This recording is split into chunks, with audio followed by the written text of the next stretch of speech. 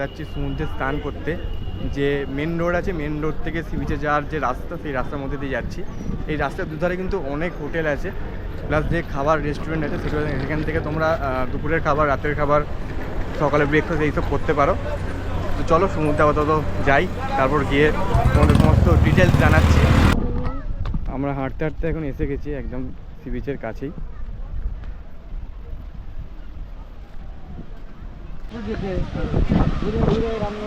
এই হলো দীঘার সমুদ্র সৈকত। তো তোমরা যদি এই নিউ দীঘা বিচে আসো, এখানে অনেক রকম ওয়াটার অ্যাক্টিভিটিস আছে, যেমন এখানে বোট আছে, এখানে ব্যানানা রাইড আছে, এগুলো তোমরা ওয়াটার অ্যাক্টিভিটিস করতে পারো।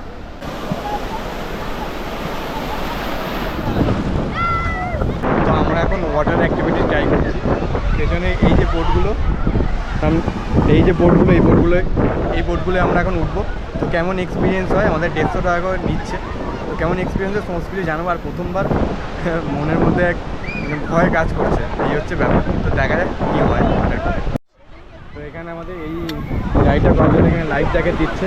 লাইফ জ্যাকেট পরে আমাদের মধ্যে না, জীবনে প্রথমবার এই যে এক্সপিরিয়েন্স করতে যাচ্ছি, জানি না কেমন হবে।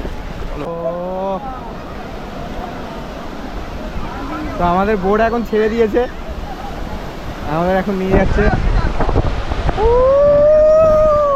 আবার জিও জিও, ও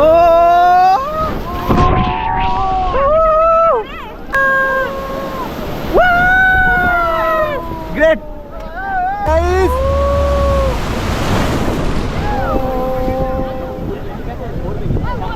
চেপে ধরে থাকবে, ঠিক আছে?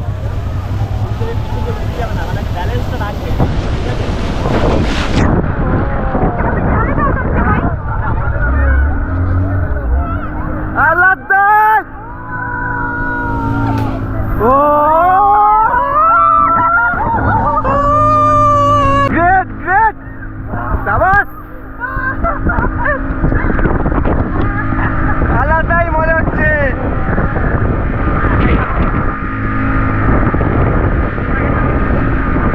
আলাদাই মজা।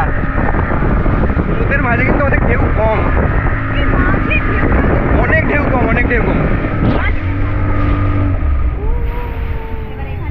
জীবনে প্রথমবার এক্সপিরিয়েন্স।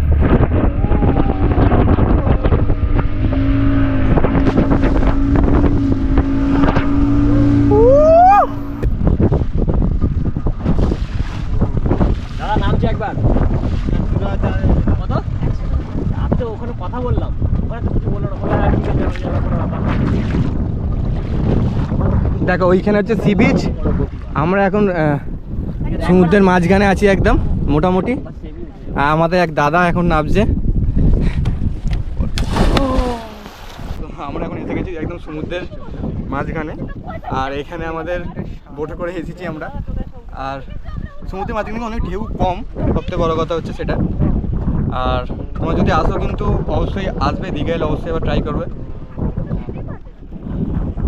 মানে আলাদাই। দেখো ওই দেখো ওখানে হচ্ছে বিচ, আমরা কোথায় আছি দেখো, চারিদিকে শুধু জল আর জল। আমাদের রাইড এখন কমপ্লিট, আমরা এখন যাচ্ছি আবার সি বিচের একদম কাছে। দেখো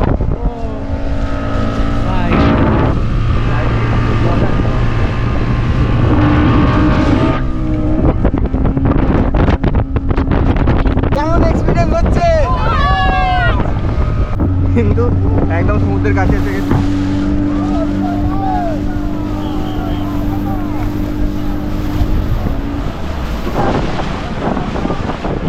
এসে গেছি। আমাদের আচ্ছা, আমাদের রাইড কিন্তু কমপ্লিট, আর আমরা এখন সমুদ্রের পাড়েই এসে গেছি।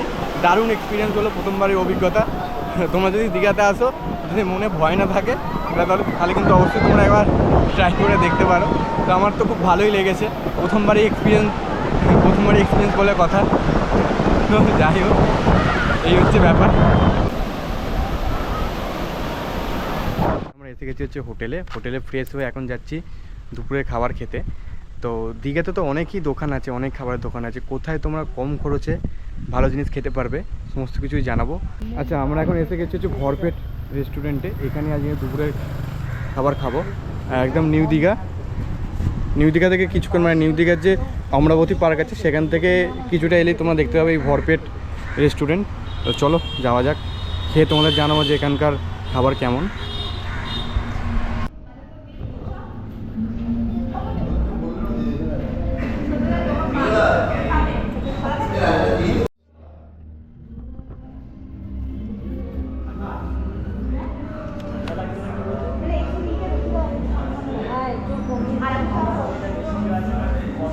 হ্যাঁ, এটাই হচ্ছে কথা।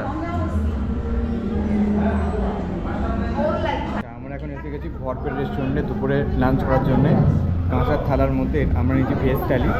এখানে আছে হচ্ছে ভাত, এখানে আলু ভাজা, ডাল, এখানে একটা তরকারি, এখানে একটা তরকারি, এখানে চাটনি, মিষ্টি, এখানে পাঁপড়।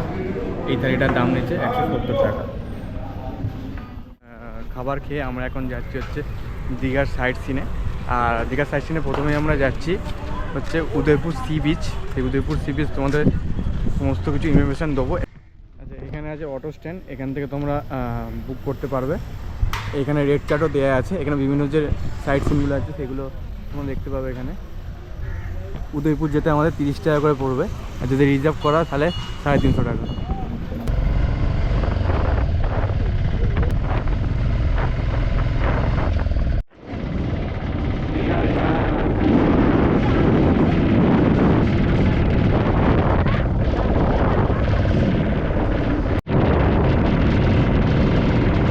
তো নিউ দীঘা থেকে অটো নিয়ে আমরা এখন চলে এসেছি উদয়পুর সি বিচে।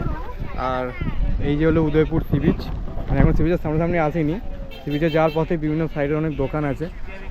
তো আমরা হাঁটতে হাঁটতে এখন এসে গেছি পুরো সি বিচের সামনেই। আর এই হলো উদয়পুর সি বিচ, যাকে বাংলার গোয়া বলা হয়, কিন্তু আদৌ যে কতটা গোয়া। এই হলো উদয়পুর সি বিচ।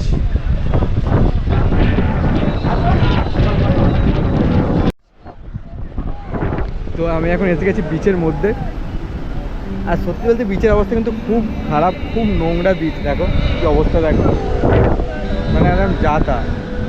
সাইডে তোমরা এখানে এলে তোমরা এই যে তিরপল আছে, এখানে বসে তোমরা মাছ, বিয়ার ইত্যাদি খেতে পারো। এখানে ওপেনে সব কিছু খাওয়া যায়, কিন্তু সব জিনিসের দাম হচ্ছে অনেক এক্সট্রা চার্জ দিতে হচ্ছে। মানে আলাদাই মানে ভাইবস আছে বলতে পারো। তোমাকে যারা পছন্দ করো না তারা কিন্তু ভালো লাগবে না, যারা এইসব জিনিসগুলো পছন্দ করো না।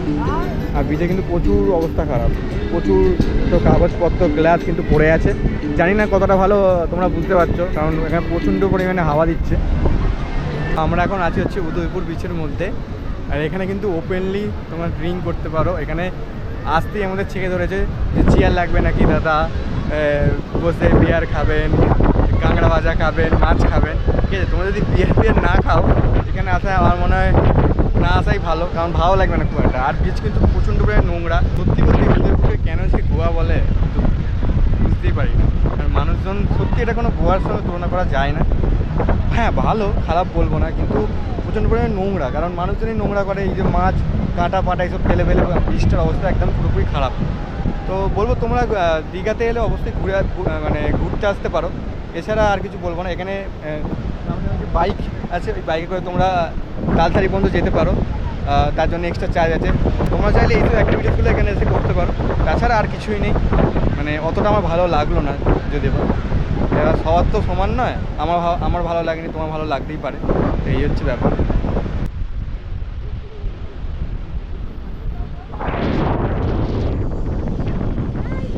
তো বন্ধুরা, উদয়পুর বিচে ঘোরা আমাদের কমপ্লিট।